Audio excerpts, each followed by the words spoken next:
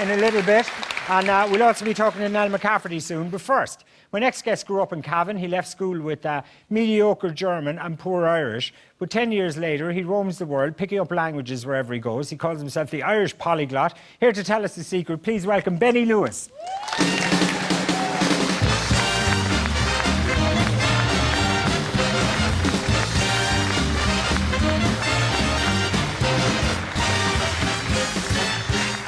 So, Benny, you grew up in Cavan, which is, of course, the language epicentre of the world, isn't it? That's right, it is, yeah.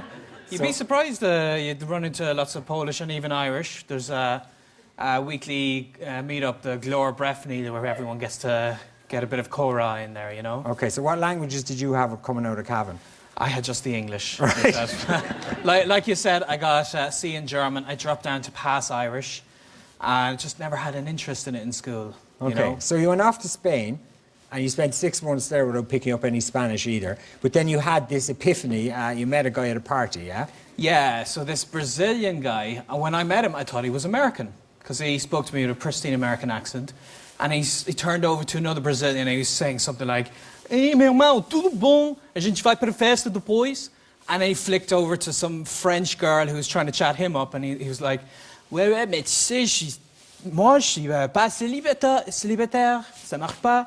And then flicked over to the Spanish organizer of the party, and he's like, "Oye, tío, que estoy muy... It's like, con mucha hambre aquí, que venga ya." And he flicked all these languages and back to English with me, and I was like, "Bloody hell, you're a genius, aren't you?" And he was like, "I'm not a genius. I just keep practicing." And after that 6-month stint, I figured, well, that was actually the one thing I wasn't doing. And something I always like to tell people is languages, they can't really be learned, but they should be lived. Okay. So after those 6 months, I made a switch where I tried to live really through Spanish, to use it every day. And the biggest thing I had to change was make lots of mistakes.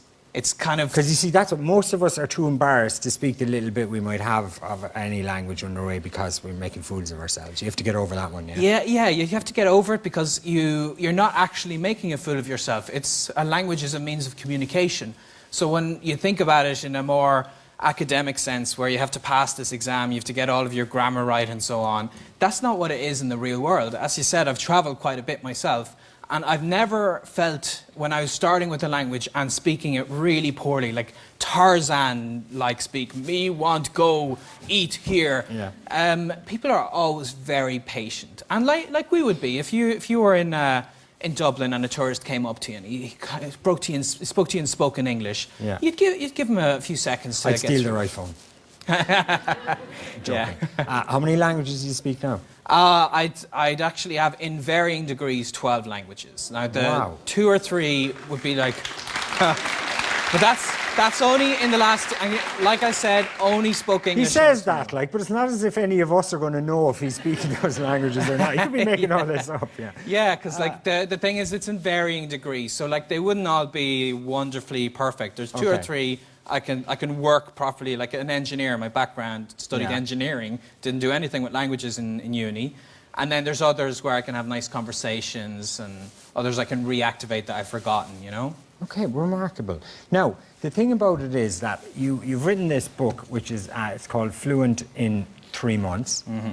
And there is a lot of technical stuff in there, but what I was interested in I'm interested in the more bigger picture stuff, which was basically, the first thing was to get your motivation. That's the most important thing, isn't it? Because I've made a stab at Italian so many times, and then I kind of give up. And then I read your book, and I thought, I need to find a passion for it and a motivation, and then you will kind of do it, yeah? Yeah, I could have said myself, having done the German for 5 years, I don't have the language gene. I wasn't meant to learn languages.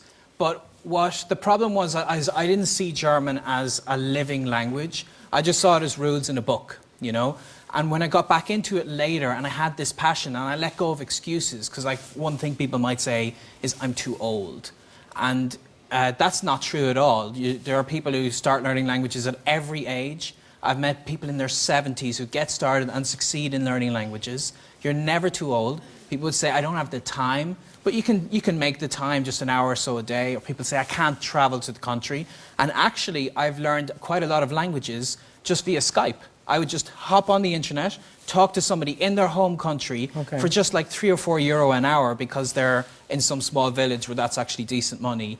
And I would get trained one-on-one and speak the language through virtual immersion without having to buy a plane ticket. Okay, fantastic. And the other thing you say as well is that we should be like, if you want to learn French, watch French movies, listen to French music and stuff, and you absorb a lot of it that way as well, yeah? Yeah, and you can do all of that over the internet as well. You can listen to French streamed online. You can watch a TV news station like France 24, France24.com. There's so many different resources out there. And if we do a lot of that, we will pick up the language will start coming to us better, yeah? Yeah, because it's all like I said, it's about living the language. It's not locking yourself away with a dusty old grammar book. It's getting out there and using it. Even with my Irish, which I was miserable at in school, and you know, it's such a pity, but I discovered later, I went off to the Gaeltacht, to Idris Gael in Glenconamkill, and they really kind of motivated me, and I made friends through the language.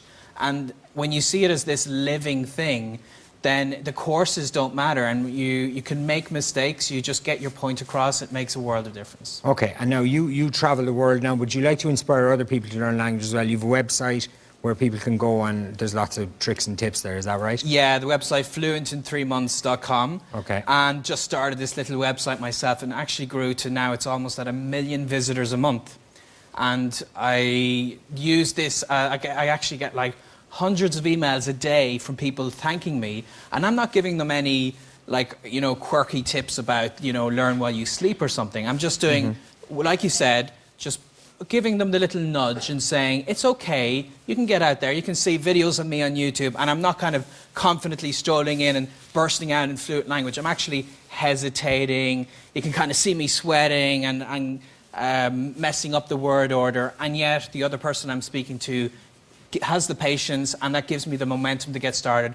And once you've got that motivation, once you have the passion and you get started, there's nothing that can stop you. Brilliant. And if you can do it, anyone can. Ladies and gentlemen, Benny Lewis. And Fluent in 3 months is available now, and Benny's doing a nationwide book tour next month. So for more details, log on to fluentin3months.com.